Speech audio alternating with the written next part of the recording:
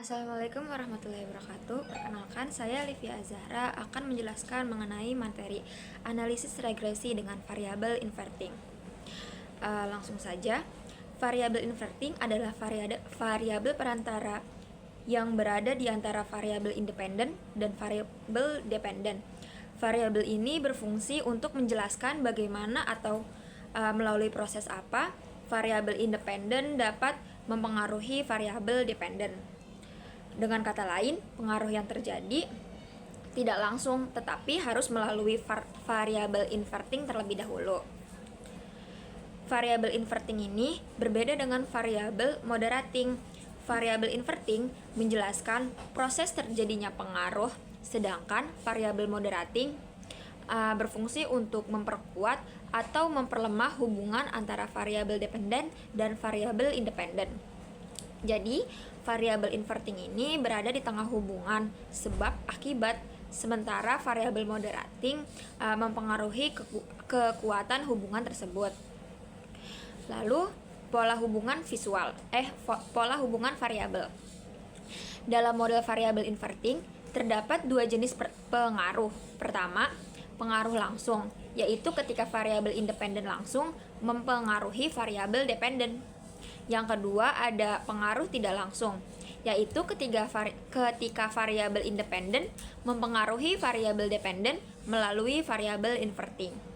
Sebagai contohnya kayak earns dapat mempengaruhi income secara langsung, tetapi juga dapat meningkatkan wealth terlebih dahulu, dan selanjutnya wealth akan mempengaruhi income. Selanjutnya ada metode analisis. Karena hubungan antar variabel ini bersifatnya bertingkat, maka analisis regresi dengan variabel inverting tidak cukup dilakukan dengan satu persamaan regresi saja. Metode analisis yang digunakan adalah kayak analisis jalur atau path analysis atau structural equation modeling atau SEM. Analisis jalur merupakan pengembangan dari regresi linear berganda yang digunakan untuk menganalisis hubungan sebab akibat antar variabel berdasarkan model yang sudah ditetapkan oleh teori.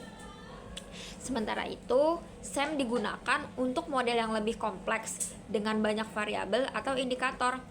Dalam praktik sederhana, analisis jalur sering diterapkan menggunakan bantuan software SPSS. Nah, ada analisis jalur atau path analysis. Analisis jalur digunakan untuk menguji hubungan kausalitas antara variabel yang telah ditentukan sebelumnya berdasarkan teori. Metode ini tidak bertujuan untuk menciptakan hubungan sebab akibat baru, melainkan untuk menguji apakah model teoritis dibangun sesuai dengan data yang dianalisis. Dengan analisis jalur, peneliti dapat mempengaruhi besarnya pengaruh langsung dan mempengaruhi tidak langsung antara variabel. Selanjutnya ada persamaan regresi. Dalam analisis variabel inverting digunakan dua persamaan regresi.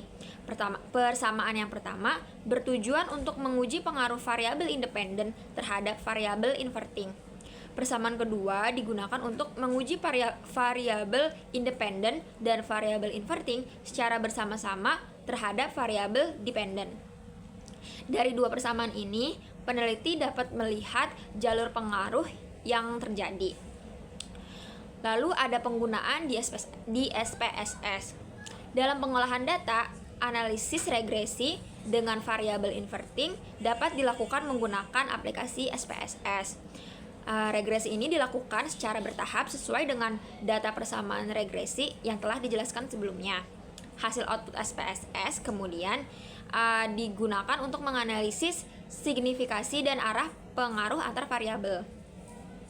Jadi, kesimpulannya, variabel inverting ini memiliki peran penting untuk menjelaskan proses terjadinya pengaruh antar variabel. Analisis digunakan melalui dua tahap regresi dan menggunakan metode analisis jalur dan analisis SEM. Pemahaman materi ini sangat penting dalam penelitian kuantitatif, khususnya dalam penyusunan skripsi dan tugas akhir. Terima kasih. Halo semuanya, perkenalkan nama saya Mira Hoyrunisa, Pada kesempatan kali ini, saya akan menjelaskan mengenai salah satu metode statistik yang sangat penting dalam penelitian, yaitu regresi logistik. Nah, pertama-tama, apa sih tujuan dari regresi logistik? Singkatnya, metode ini digunakan untuk memprediksi probabilitas kejadian suatu variabel. Syarat utamanya, variabel terikat atau Y harus bersifat dikotomi. Artinya, hanya terdiri dari dua pilihan seperti 0 atau 1. Menariknya, metode ini punya keuntungan karena tidak perlu pusing dengan asumsi distribusi normal pada variabel bebasnya. Mungkin dari kalian ada yang bertanya, apa bedanya dengan regresi linear biasa atau OLS? Perbedaannya terletak pada jenis datanya.